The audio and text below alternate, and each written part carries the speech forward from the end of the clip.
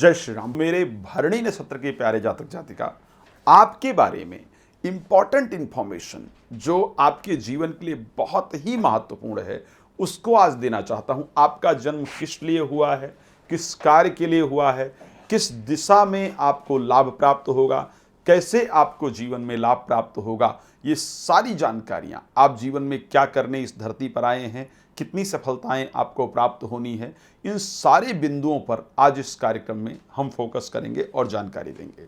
हम बात करने जा रहे हैं काल चक्र का दूसरा जो नक्षत्र है। अगर दूसरे नक्षत्र की बात की जाए जिसको हम कहते हैं भरणी, मेष राशि के अंतर्गत आने वाला यह नक्षत्र, राशि स्वामी शुक्र, नक्षत्र स्वामी शुक्र, राशि स्वामी मंगल और नक्षत्र देवता यम। अब इस नक्षत्र की जो वैर वाले नक्षत्र है वो कौन है, तो ऐसे कंडीशन में अगर देखा जाए तो जो महावैर होता है स्पेशली इस नक्षत्र के लिए, वो सिंह जो है उससे महावैर होता है। सो आइए इस हम बात करें इस नक्षत्र को लेकर के क्या कंडीशन आपके साथ रहने वाली है। सबसे पहले जिन जातक जातिकाओं का जन्म ली लू ले लो, ली लू ले लो, अगर इस अक्षर से आपका नाम आता है तो आपका जन्म भरणी नक्षत्र के अंतर्गत हुआ है। इस नक्षत्र के स्वामी शुक्र होने के कारण हमारे जो विचार रहते हैं, जो हमारी सोच रहती है, जनरली जो मैंने भरणी नक्षत्र के बारे में रिसर्च किया है और भरणी नक्षत्र के बारे में जो मैंने देखा है, बहुत रिसर्च किया है मैंने इस नक्षत्र पर, जो मैंने महसूस किया है, आप लोग बहुत ज़्यादा इस दुनिया की हाय तोबा में नहीं पड़ते हैं कि मुझे ये भी करना है, मुझे वो भी करना है, मुझे ऐसा भी करना है, मुझे बहुत धन कमाना है। जनरली भरणी नक्षत्र के जातक जातिकाओं को मैंने बहुत धन कमाने के लिए प्रयास करते हुए नहीं देखा है। जनरली भरणी नक्षत्र के जो जातक जातिका हैं उनको मैंने धन लुटाते हुए देखा है। भरणी नक्षत्र का जातक जातिका जो है वो खुद को प्रसन्न रखना चाहता है, प्रसन्न रहना चाहता है, सामने वाले या सामने वाली को प्रसन्न रखना चाहता है। बहुत स्ट्रेस और बहुत टेंशन बर्दाश्त नहीं होती है। किसी को धोखा देना, किसी के प्रति षड्यंत्र करना, ये विचारधारा बिल्कुल नहीं होती है। उसके साथ साथ हमेशा दूसरे लोग कैसे प्रसन्न रहें, माहौल को खुशनुमा कैसे बनाया रखा जा सके, आनंददायक कैसे बनाया रखा जा सके, आसपास की चीज़ों में सुंदरता बनाए रखना, घर को सजावट रखना, अपने शरीर के लिए बड़ा प्रयास करना, सुंदर बना करके रखना, सज धज करके निकलना, परफ्यूम इत्यादि हमेशा इस्तेमाल करना और अपने शौक श्रृंगार में कोई कमी ना हो, इस प्रकार के कार्य को करते हुए मैंने हमेशा भरणी नक्षत्र के जातक जातिका को देखा है। अब भरणी नक्षत्र के जातक जातिका का एक और नियम क्या है, स्वामी इस नक्षत्र के देवता कौन है, क्षमा चाहूंगा स्वामी शुक्र हैं, लेकिन देवता कौन है, देवता इस नक्षत्र के हैं यम। यम का कार्य क्या है, यम का कार्य है किसी को दंड देना। और यम से क्या होता है कि पूरी दुनिया डरती है ना, सब अगर डरते हैं तो कौन किससे डरते हैं, यम से ही पूरी दुनिया डरती है। ये भरणी नक्षत्र के साथ भी देखा गया है। भरणी नक्षत्र के लोगों को पहचानने में लोग बहुत बड़ी गलती करते हैं।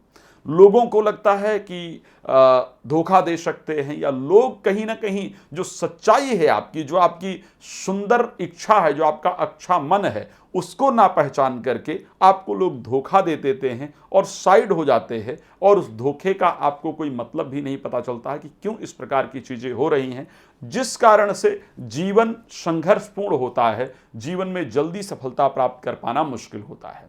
अच्छा, क्या करना चाहिए भरणी नक्षत्र के लोगों को ताकि जीवन में अच्छी सफलता को प्राप्त कर सके, किस लिए भरणी नक्षत्र में जन्मे जातक जातिका इस धरती पर आते हैं? तो क्योंकि भरणी नक्षत्र के स्वामी शुक्र हैं, आपको हमेशा एक कोशिश करनी चाहिए, चाहे आप बिजनेस करें या आप नौकरी के लिए प्रयास करें, दोनों ही परिस्थिति में आपकी पसंद भी होती है। भरणी नक्षत्र के लोगों को म्यूजिक बहुत पसंद होता है। भरणी नक्षत्र के लोगों को मीडिया, फिल्म इंडस्ट्री की तरफ, म्यूजिकल क्षेत्र की तरफ या फिर मीडिया की तरफ, इन दिशा में जाकर के काम करना बहुत लाभप्रद होता है। फैशन डिजाइनिंग के क्षेत्र में आप जाते हैं तो आपको निश्चित रूप से लाभ प्राप्त होता है। यह आपके नक्षत्र स्वामी होने के कारण ये क्षेत्र आपके लिए बहुत फायदेमंद है। साथ में यम कौन है, यम दंडाधिकारी हैं। ऐसे कंडीशन में यदि आपका जन्म भरणी नक्षत्र के अंतर्गत हुआ है और आप जुडिशरी के क्षेत्र के लिए प्रयास करते हैं तो आपको बहुत अच्छी सफलता प्राप्त होती है। इवन यदि आप जो सिविल सर्विसेज है उसके लिए प्रयास करते हैं तो वहाँ पर आपको सफलता प्राप्त होती है। यानी आपको ऐसे कार्य करने चाहिए जो या तो ऑर्डर से रिलेटेड हों, या तो जुडिशरी क्षेत्र से रिलेटेड हों, और या फिर जो संसार की चमक धमक है, जो चकाचौंध है, उससे रिलेटेड कार्य हो तो आपके लिए बहुत फायदेमंद हो सकता है। अब इसमें आगे क्या परिस्थिति हो सकती है, जो लोग बिजनेस करना चाहते हैं, जनवरी भरणी नक्षत्र में जन्म हुआ है, आपको क्या करने की आवश्यकता है। अगर बिजनेस करना चाहते हैं तो ऐसे कंडीशन के अंतर्गत म्यूजिकल इंस्ट्रूमेंट का बिजनेस, वस्त्र इत्यादि का बिजनेस, स्त्री श्रृंगार से संबंधित बिजनेस, ये सारे बिजनेसेस आपके लिए लाभप्रद होते हैं। घर को सजाने वाले जो बिजनेस हैं, या अगर फर्नीचर इत्यादि के बिजनेस कहे जाएं, ये बिजनेस आपके लिए लाभप्रद होते हैं। भाणी नक्षत्र के लोगों के जीवन में कौन से वर्ष कष्टप्रद होते हैं और कौन से वर्ष में जाकर के आपको अच्छी सफलता प्राप्त होती है। जिन जातक जातिकाओं का भाणी नक्षत्र के अंतर्गत जन्म हुआ है, उनके जीवन का पहला वर्ष, जो जन्म का पहला वर्ष होता है, वो बहुत कष्टप्रद होता है। 7वें वर्ष में शारीरिक परेशानियां बहुत उत्पन्न होती है। जब आप 11 वर्ष के होते हैं तो माता पिता को बहुत कष्ट होता है, और उसके साथ 18 वर्ष में दुर्घटना इत्यादि होने की संभावना बहुत ज़्यादा रहती है, दुर्घटना इत्यादि होती है। 34 वर्ष के अंतर्गत शरीर में रोग उत्पन्न होता है। 35वें वर्ष में व्यापार या नौकरी क्षेत्र में बहुत बड़ा बदलाव आता है। 41वें वर्ष में जब हम पहुंचते हैं तो जीवन में कुछ सम्मान मिलता है, बहुत बड़ी उपलब्धियां प्राप्त होती हैं। साथ में 22वें वर्ष में भी उपलब्धि प्राप्त होती है, इसमें कोई दो राय नहीं है। जब 64 वर्ष के होते हैं तो मृत्यु तुल्य कष्ट प्राप्त होता है, और अगर इन सभी चीज़ों से निवृत्ति प्राप्त होती है, इन सभी उस कष्ट से अगर बचते हैं, तो 80 से ऊपर की आयु देखने को मिलती है। तो इस प्रकार की परिस्थितियां रहती हैं, और चर्चा करेंगे भरणी नक्षत्र को लेकर के।